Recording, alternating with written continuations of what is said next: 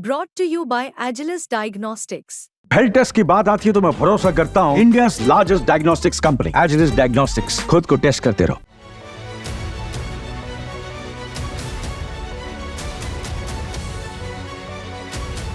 दिल्ली विधानसभा चुनाव से पहले आतिशी सरकार को बड़ा झटका लगा है।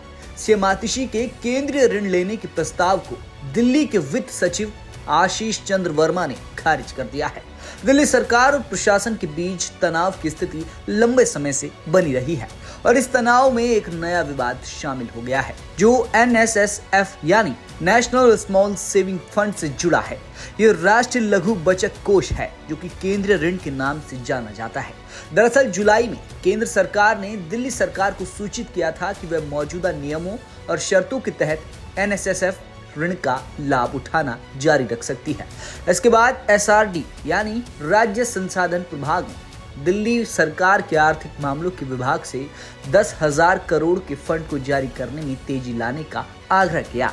SRD के निदेशक ने इस बात की पुष्टि की कि तत्कालीन मुख्यमंत्री अरविंद केजरीवाल और वित्त मंत्री आतिशी ने पहले ही ऋण के लिए अपनी मंजूरी दे दी है, जबकि दिल्ली के नौकरशाही ने इस पर सहमति नहीं जताई।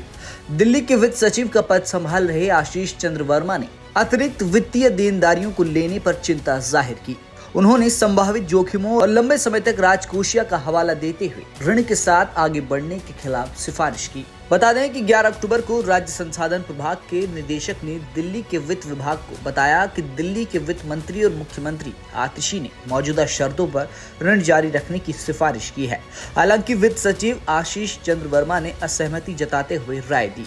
आशीष चंद्र वर्मा ने बताया कि दिल्ली का खर्च 2024-25 वित्तीय वर्ष में 68,300 करोड़ रुपए तक बढ़ने की उम्मीद है, जो 3.75% की बड़े होने की ओर इशारा करता है, जिसका आंशिक रूप से आगामी दिल्ली विधानसभा चुनाव के दौरान संभावित आदर्श आचार संहिता को जिम्मेदार ठहराया जा सकता है।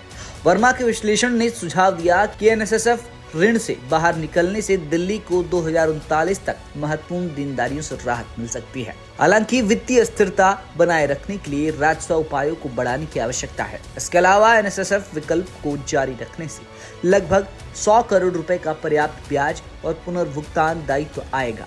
2038-39 तक 1,72,677 करोड़ 47 लाख रुपए पहुंचने की उम्मीद है। अब आप समझिए कि NSSF ऋण के लिए केंद्र सरकार का प्रस्ताव क्या था। भारत के आर्थिक मामलों के विभाग ने हाल ही में NSSF यानी राष्ट्रीय लघु बचत कोष ऋण से संबंधित एक महत्वपूर्ण वित्तीय निर्णय के बारे में दिल्ली के राष्ट्रीय राजधानी क्षेत्र की सरकार को सूचित किया है, जिसमें इस बात पर स्पष्टीकरण किया गया है कि NSSF ऋण विकल्प वार्षिक नवीनीकरण के अधीन नहीं है।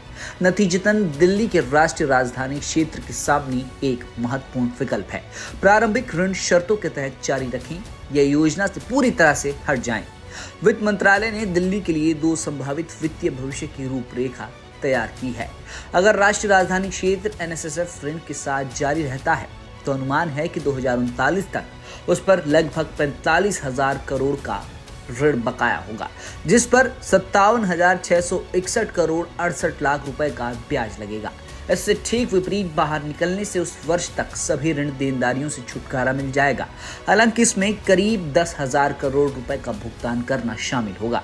2038-39 तक 11,681 करोड़ 68 लाख रुपए ब्याज के रूप में मिलेंगे। आपको बता दें कि वित्त सचिव आशीष चंद्र वर्मा ने परिदृश्य 1 की सिफारिश की।